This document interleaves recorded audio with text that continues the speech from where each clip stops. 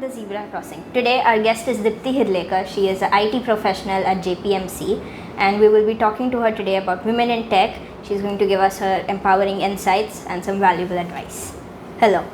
First of all, can you tell us a little bit about yourself and how you got where you are today? Okay, thank you for having me. I'm Dipti, as you had rightly introduced.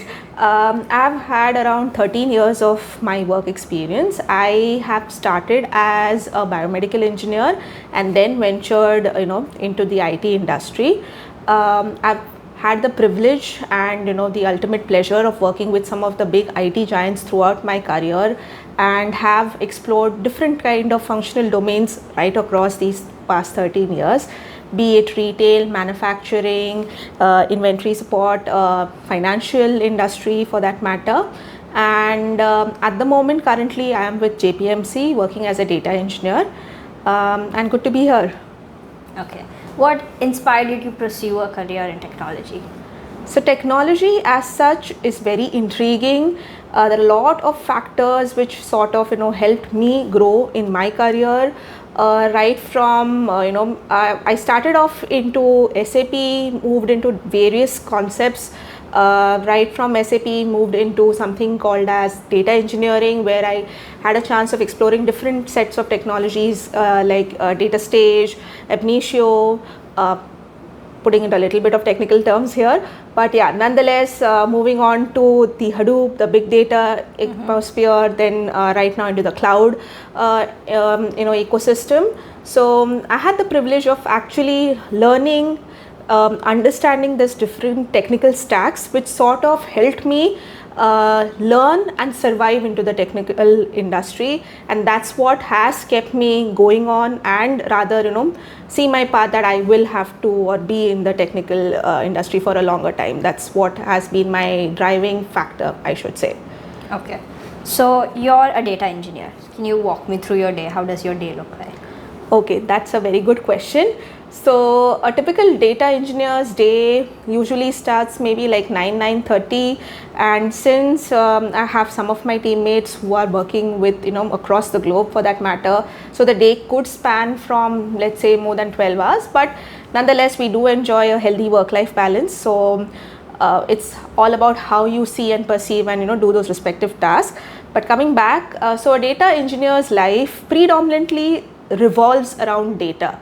So data as such is like the essence of your building and breaking, right from preparing those simple Excel sheets to having those complex machine learning or deep learning algorithms throughout in the industry so far.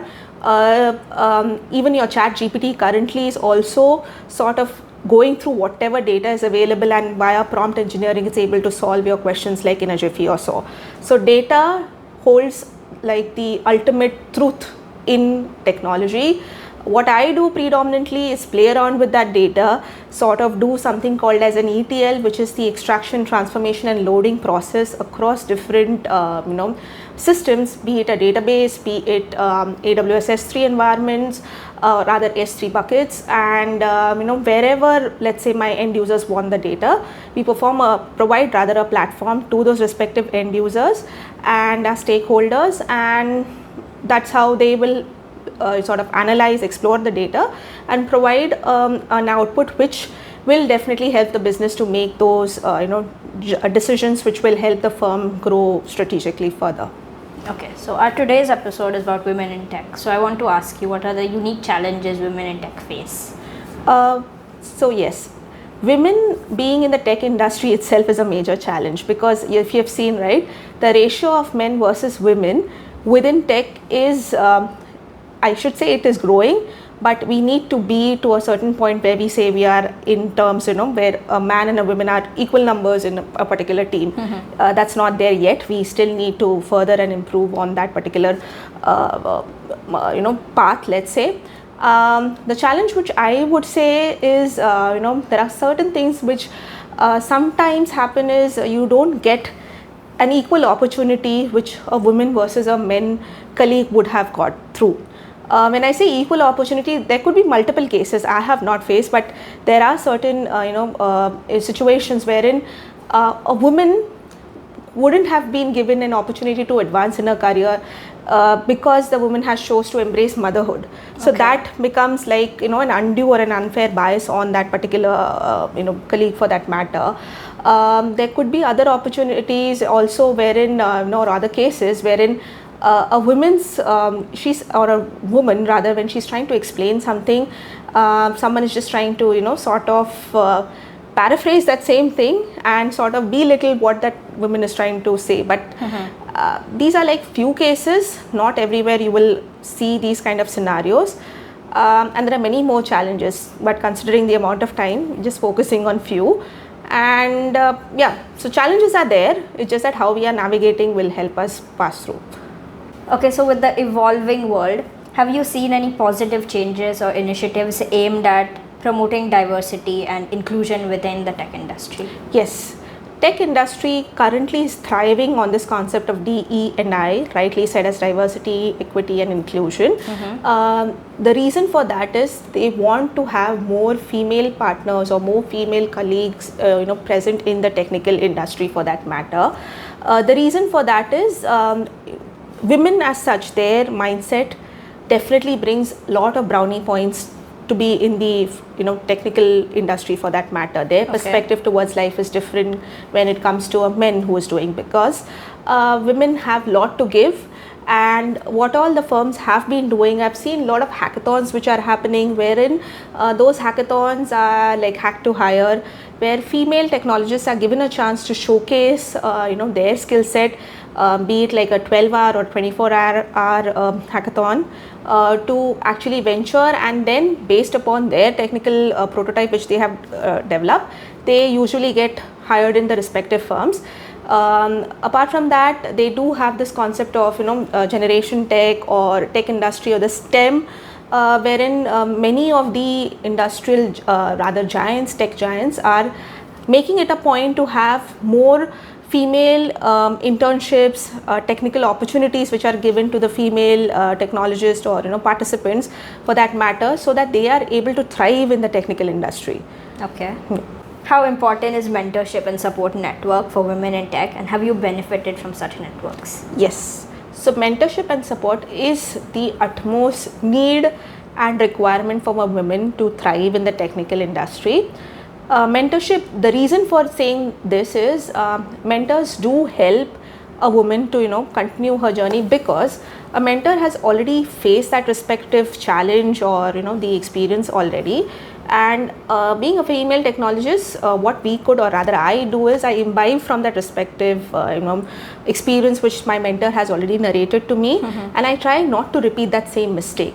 So it helps me to grow as well and understand it, okay, what I would have done or what that other person has already done, I need not repeat that same mistake again. Mentors do help a lot because they come with their set of knowledge. Their way of perceiving things is much different than the way you are perceiving. So, most of the times understanding what they're trying to say as well as inculcating in your day-to-day life helps. Support, yes. It does help to have a good support system, because women as such, they have their professional as well as personal life. So, and on top of it, if you have a big family, support does help, so that you can sort of venture positively and firmly in your tech as well as your personal life. Okay.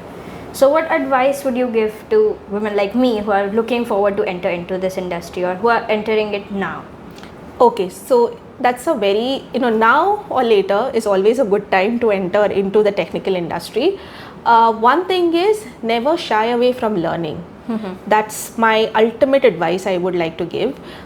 Keep learning, learn, relearn, reapply. These are the 3 R's which you should keep in your mind. From a young technologist, or let's say a STEM person, science, tech, engineering and math enthusiast for that matter, try to apply for internships as early as possible. Okay. There are a lot of firms which are looking at these respective internships. Do apply, be it with the or without the stipend. It's what the experience is what matters. Apart from that, even look at enrolling for those respective sustainability goals, challenges which the UN has to offer.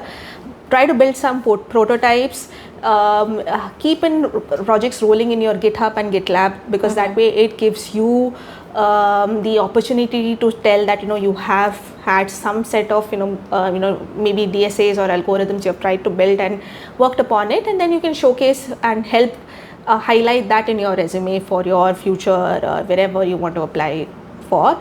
And apart from that, keep reading Medium, have those tech talks, TED-Eds and so on. Do subscribe, and yeah, that should be a good starter for you to venture in. Okay. How can companies encourage women to enter and thrive in this industry? Yes. So for companies, as I mentioned, you have a lot of these hacker ranks, lead codes, via which there are open challenges, which if as a female technologist you're more keen, try to solve them, try to learn, understand from them.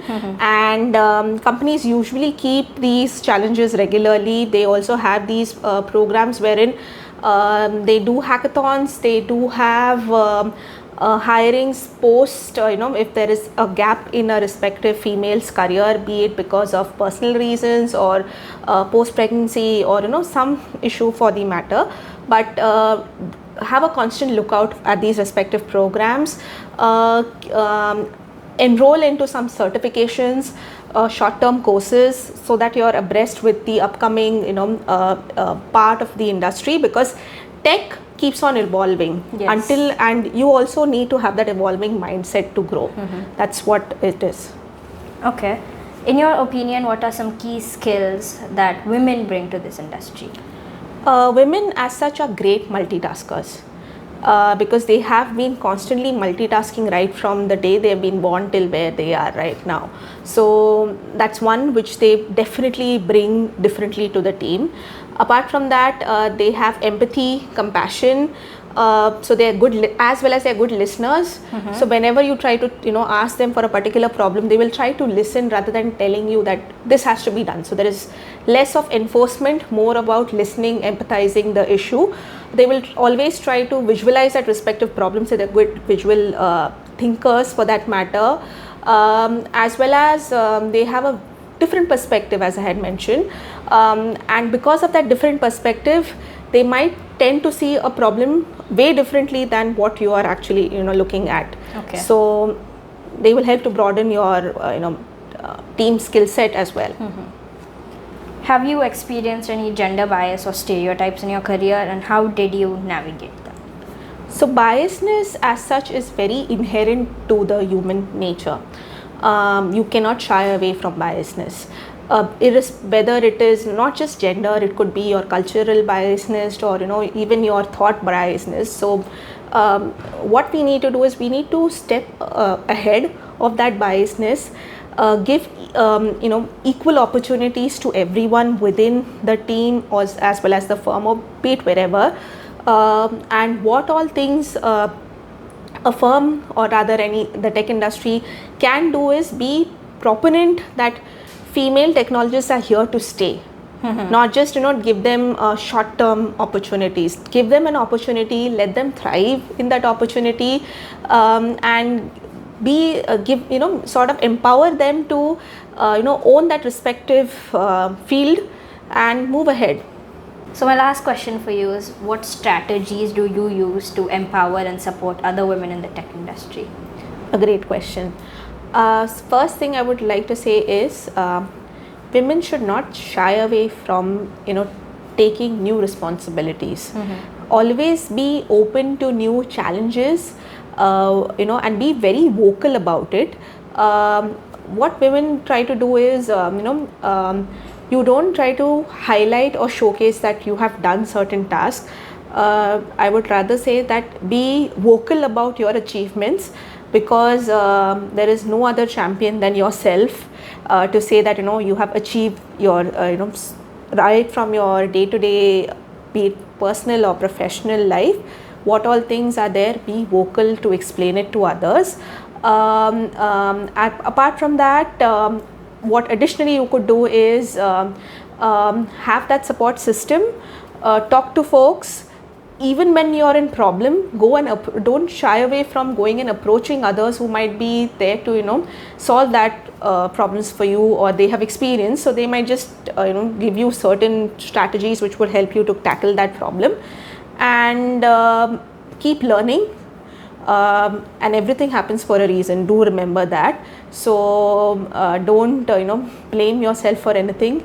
Just keep learning, understanding, and thriving there. Okay. Thank you so much for your insights. I had a very fun conversation with you. Same here. Okay. Thank you for watching the Zebra Crossing. Do like and subscribe. And if you want me to talk on some other topic, do leave it in the comments. Thank you.